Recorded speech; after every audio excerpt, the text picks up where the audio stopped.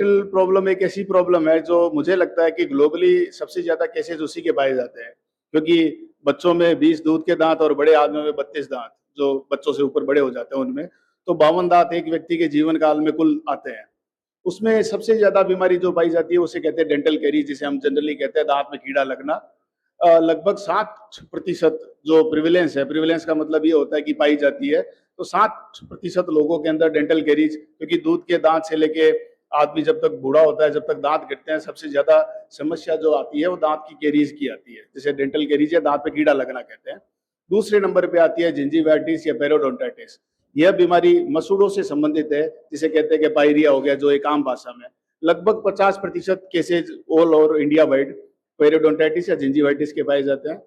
उसके बाद में तीसरे नंबर बीमारी आती है एडेंचुलिज्म। इसका मतलब होता है दांत का नहीं होना। तो दांत का नहीं होने में दो उसके भाग हैं, एक तो पार्शियल और एक कंप्लीट, मतलब कुछ दांत अनुपस्थित है और कुछ हैं। तो 61% केसेस अपने इंडिया के अंदर पार्शियल एडेंचुलिज्म के हैं, और उसमें 7% केस ऐसे हैं जिसके अंदर कंप्लीट एडेंचुलिज्म है। मतलब ये है कि हमारी जनसंख्या में 7% लोगों के अंदर कंप्लीट दांत नहीं है, जिनको बत्तीसी बनाने की आवश्यकता है। और एक और डिफेक्ट होता है जिसे कहते हैं ओरोफेशियल डिफेक्ट। ये जन्मजात होता है, वो 1000 में से किसी एक बच्चे के अंदर पाए जाने की अपने भारत के अंदर संभावना है। इन सब के इतर जाके यदि मैं कैंसर की बात करूं, तो मुंह का कैंसर एक ऐसी बड़ी समस्या आज के समय में देश के लिए बन रही है, जिसके केसेस डे बाय डे बढ़ते जा रहे हैं। ओरल कैंसर 40% जितने भी कैंसर पाए जाते हैं, उस कैंसर का 40% मुंह का कैंसर आज के दिनों में जो इंडिया के अंदर पाया जा रहा है, और ये दिनों दिन ये केसेस बढ़ते जा रहे हैं, क्योंकि जो हैबिट है, दूसरा गुटखा, जर्दा, सुपारी, पान, तंबाकू, बीड़ी, सिगरेट, इन चीजों की जो आदत दिनों दिन बढ़ती जा रही है, उसकी वजह से ओरल कैंसर के केसेस दुनिया में और भारत में दिनों दिन बढ़ते जा रहे हैं। कि ओवरऑल अवेयरनेस के नाम पे तो डेफिनेटली अवेयरनेस बढ़ी है, लेकिन हम उस पर और वर्क कर सकते हैं, ये ज़्यादा इम्पोर्टेंट है। बाल काल से लेके यूथ, फिर प्रेग्नेंट लेडीज़, उसके बाद ओल्ड एज, इन सबको अवेयरनेस का बहुत ध्यान रखना चाहिए, क्योंकि हर लेवल पे हमारे लिए डेंटल अवेयरनेस बहुत इंपॉर्टेंट है। क्योंकि जो बीमारी का मेन जो कारण है वो शुरू मुख से ही होता है, चाहे इसको कोई मानता है चाहे नहीं मानता है। हर बीमारी का स्टार्टिंग पॉइंट ओरल कैविटी है। बच्चों में आपको पता ही है कि केरीज होती है, जैसे यूथ और सिगरेट, बीड़ी, तंबाकू ये सब करते हैं।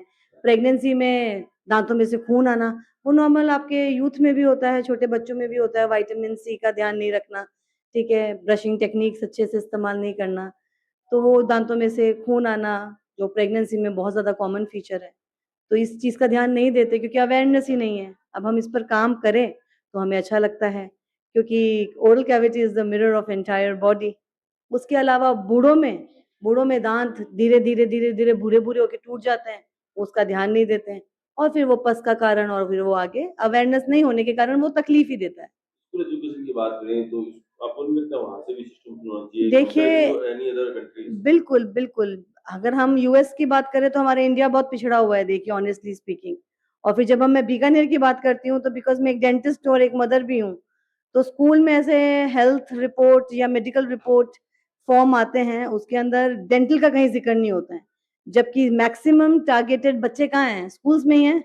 कॉलेजेस में तो आपको मिलेंगे नहीं। छोटे बच्चे जिनसे चॉकलेट सबसे ज़्यादा प्रेमी होते हैं, जंक फूड जो सबसे ज़्यादा अट्रैक्ट करता है उनको।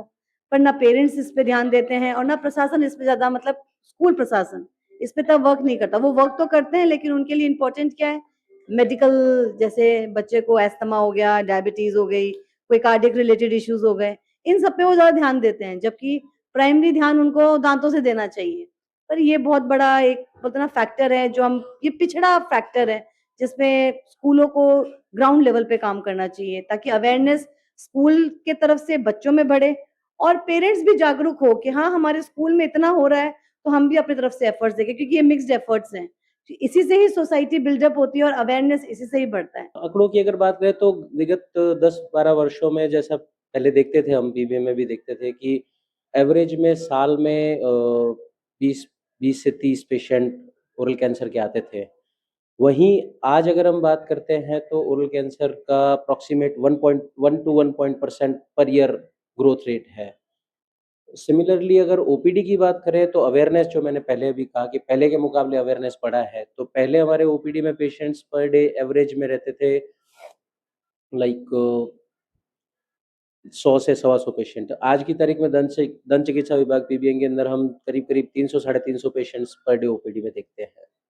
तो अवेयरनेस है बट स्टिल बहुत वर्क करने की ज़रूरत है इस वेरिएंट की पे। बात करें तो ओरल कैंसर के पेशेंट्स जो हैं उनका क्या कुछ है डाटा? एज़ सच कोई रिटन डाटा तो नहीं मिलेगा बट अपने जैसे रिकॉर्ड में देखेंगे तो पता चलेगा। लेकिन पहले जो था कि साल के अंदर अपने पूरे 30-50 पेशेंट होते थे, वहीं अब साल की अगर बात करते हैं तो ये आंकड़ा बहुत, बहुत बड़े नंबर पे बढ़ा है।